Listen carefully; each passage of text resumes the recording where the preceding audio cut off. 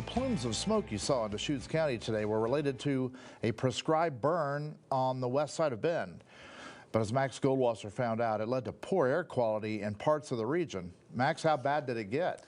Well, southern Deschutes County saw the worst of it. This is a screenshot from earlier this afternoon when the poor air quality peaked. And you can see Sun River and Lapine at 181 and 191 apiece at the very top of that unhealthy range. And while it might be better now, I'm told it could get worse overnight.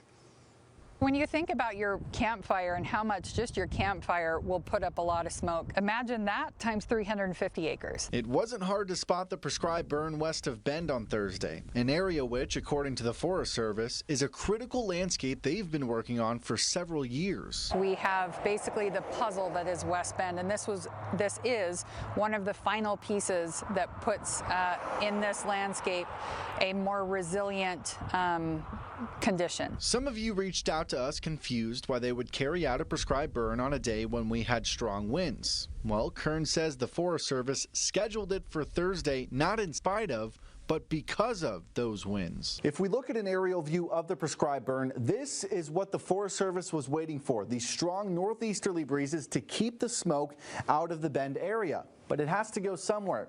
And those of you in southern Deschutes County were impacted the most. Just doing some work on our house, and every time we'd walk out to cut this or cut that, it was getting a little bit smokier. We're here on vacation. I expected to be outdoors the whole time, and it was so smoky I was kind of worried about bringing my kids out to ride bikes and just play. But Kern says that's a small price to pay now in order to have protection during fire season. When wildfire does come, and it will come, we need to be able to safely put firefighters in there to engage it, and doing prescribed burns like this help us protect our communities. The Forest Service finished ignitions on the fire Thursday evening, but Kern says cooler temps overnight could make the air quality dip again before it improves and clears out by mid-morning Friday.